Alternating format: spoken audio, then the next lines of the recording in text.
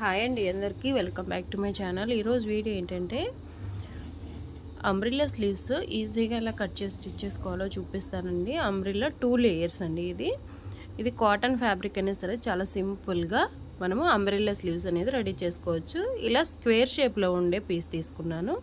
దీనికి వచ్చేసి 13.5 ఇంచులు వెడల్పు 13.5 ఇంచులు పొడవు రెండు సమానంగా తీసుకోవాలి। ఓకే, ఇలా 13.5 ఇంచులు 13.5 ఇంచులు అటు అంతే ఇటు అంతే। ఓకే, దీన్ని మధ్యలోకి ఫోల్డింగ్ చేసుకొని మళ్ళీ ఇంకో ఫోల్డింగ్ చేసుకోవాలి।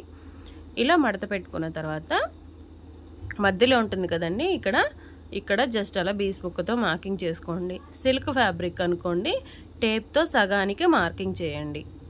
ఇలా సగానికి మార్కింగ్ చేసుకోవాలి। ఇది పక్కన పెట్టేసుకొని ఇంకో ఫ్యాబ్రిక్ తీసుకోండి। 2 లేయర్స్ అని చెప్పాను కదా మీకు, ఈ 2 లేయర్స్ని ఏ విధంగా అంటే ఎంత లెంత్ తీసుకోవాలనేది చూపిస్తాను। 13.5 తీసుకున్నాం కదా, దీనికి వచ్చేసి 12 తీసుకున్నాము, అంటే 1.5 ఇంచులు తగ్గించేసుకున్నాము।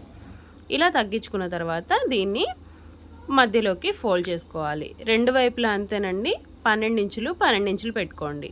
12 ఇంచులు పొడవు 12 ఇంచులు వెడల్పు సేమ్ అది ఎలాగ మధ్యలోకి ఫోల్డ్ చేసామో ఇది కూడా సేమ్ అంతేనండి। ఫోల్డింగ్ చేసి మధ్యలోకి ఒక మార్కింగ్ చేసుకోండి బీస్ ముక్కతోని। ఇలా ఈ విధంగా 4 మడతలు వేసుకున్న తర్వాత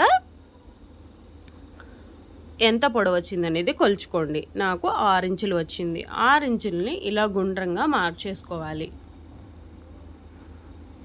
6 ఇంచుల్ని ఇలా గుండ్రంగా మార్క్ చేసుకొని కట్ చేసేసుకోవడమేనండి।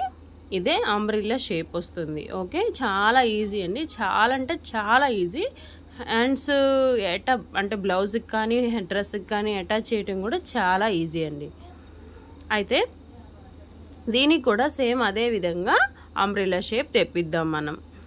ఇప్పుడు ఈ పొడవు చూద్దాం, 7 ఇంచులు వచ్చింది। సేమ్ 7 ఇంచులు ఈ కార్నర్ గుండా ఇలా పైకి 7 ఇంచులు పెట్టేసుకుని అంబ్రిల్లా షేప్ అయితే డ్రా చేసుకోవాలి। ఈ విధంగా కింద నుంచి 7 ఓకే, ఇలా పెట్టుకుని షేప్ అయితే డ్రా చేసుకోవాలి।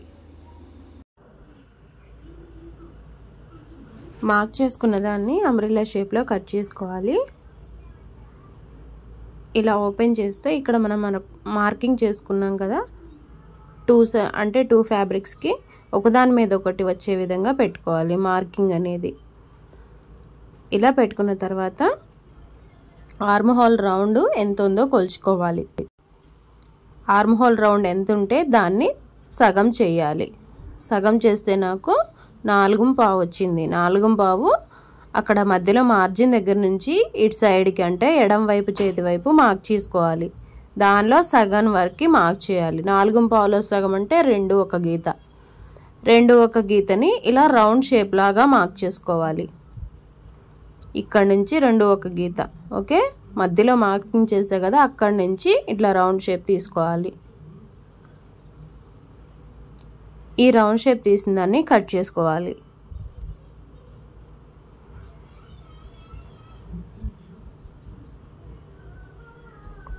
ఇలా రౌండ్గా కట్ చేసుకున్న తర్వాత మనకి ఆర్మ్ హోల్ రౌండ్ ఎంత వచ్చిందో ఒకసారి చెక్ చేసుకోవాలి। నాకు ఎగ్జాక్ట్ అయితే 7.5, ఖర్చుల కోసం 8.5 వరకు సరిపోతుంది। దీన్ని ఇలా ఓపెన్ చేసుకోవాలి। ఓపెన్ చేసుకున్న తర్వాత చూడండి, విడిగా తీస్తాను ఎలా ఉంటుందో చూడండి। అంబ్రిల్లా షేప్ వచ్చేసింది కదా మనకి। ఇప్పుడు అంచులు అనేది జిగ్జాగ్ చేసుకోవాలి। మీ దగ్గర జిగ్జాగ్ లేకపోయినట్లయితే నార్మల్ కుట్ అయినా వేసుకోవచ్చు, కాకపోతే చాలా సన్నగా వేయండి। ఇలా జిగ్జాగ్ చేసుకుంటే అంటే చూడడానికి కర్వ్స్ తిరిగి షేప్ అనేది చాలా బాగుంటుంది। అంబ్రిల్లాకి కంపల్సరీ జిగ్జాగే చాలా బాగుంటుందండి। ఒకవేళ మీ దగ్గర అది లేకపోయినా కానీ బయట అయినా చేంజ్ చేసుకోవచ్చు।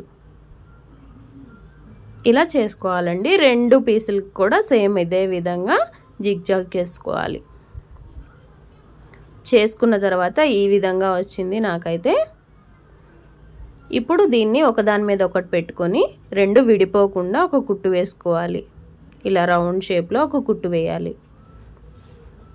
నేను జిగ్జాగ్ మిషన్ మీద పాదం మార్చుకొని జిగ్జాగ్ కుట్టు అయితే వేసేస్తున్నాను, ఫాల్స్ కేసేది।